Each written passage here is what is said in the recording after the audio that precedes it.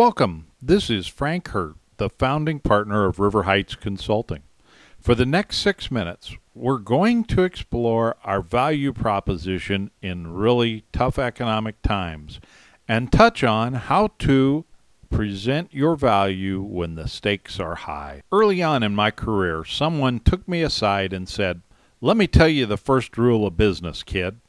Whether we call it our value proposition, the value statement, or our competitive advantage, we need to do our best to understand why anybody would be willing to fork over their hard-earned cash for our stuff.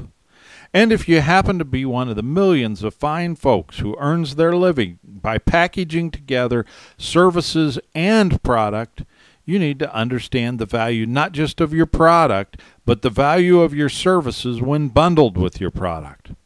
Think of this.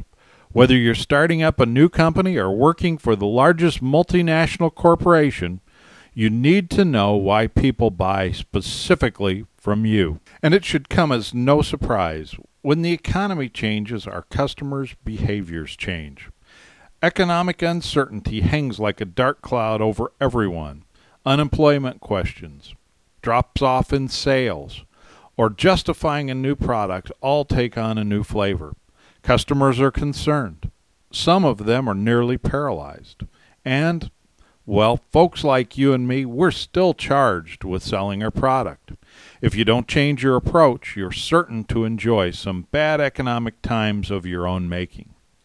This chart shows economic growth plotted against near-term trends.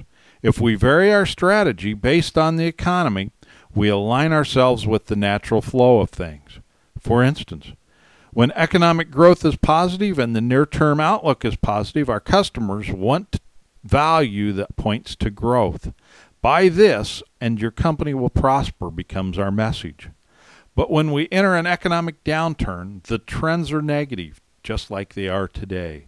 Things change. Customers want a value proposition that equates to cost avoidance or cost reduction. And please note, cost reduction does not mean you lower your prices. To drill into this, in today's economy, customers are in a frame of mind to control costs and reduce spending. To many of them, the most surefire way of getting this job done is chiseling down your prices, buying from a low-cost guy, or simply just not buying at all. But if you can demonstrate how selecting your products is a great way to reduce their other costs, well, you win. Take away their risk and you've as good as put your product in their shopping cart. To do this, you need to completely understand your value to them. Now, here's the part that lots of folks struggle with. They assume their customer somehow understands their value to the nth degree. For those of you who serve on the front lines of this sales, don't suppose that your highly technical customer contact knows how to turn that fancy new computer feature into value. And if you provide great service, world-class service, service that's the envy of your industry, don't believe for one moment that your customer really and truly knows how to turn that into value either. I've seen 20-year-old relationships trashed because in a time of need, some new guy did an end around the product users and went to management with a lower-cost widget. All their friends somehow just didn't know how to turn that world-class value service into something that could offset a 10% lower price. Management didn't understand, the engineering staff didn't understand, and the end result was price won. And here's the reason why. When times are tough, people like going back to that 5,000-year-old standard, that measure of value that'll never let you down, money. If you can't describe your product as being able to somehow save the customer money, you better make sure you have the lowest price on the planet or eventually you'll be toast. The key is turning your value into money. Here are the roots of all value. Each of these has its own formula for measurement. Let's go through them one by one. If we increase revenue, here you sell something that will make your customer sell more and make more money. How much more and why is the question, and you need to be prepared to answer that question. Reduction of labor.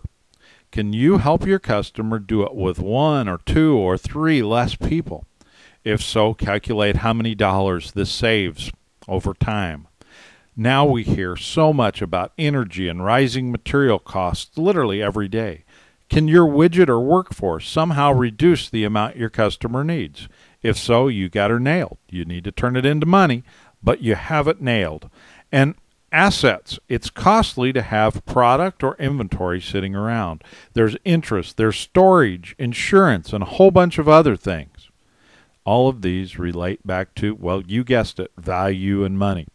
Now, don't forget, you need to establish the formula for these and walk your client through the process step by step. Now we need to present our value. If you're involved in a market with ongoing and continuous selling to established customers, you need to set up plans to take this information back to them regularly, every other month, once every 6 months, on some type of schedule. Many people make the mistake of waiting until the wolf is at the door before they present their value back. For new customers, show how much you can save them. Show how much you know about them, about their situation, and about their finances. Put the information in front of them in a way that demonstrates you've thought about them before the sale. And finally, if you're working in a business-to-business environment, this isn't just low-level stuff. You need to find a way to share your value with management folks at the highest level possible. This is Frank Hurtte with River Heights Consulting. I'd like to thank you for spending the past 6 minutes with us talking about presenting your value when the stakes are high. If you would like more information about River Heights Consulting and some of the innovative work we do with distributors and those who go to market through the distribution channel, please feel free to give us a call or drop us an email. Thank you and have a great day.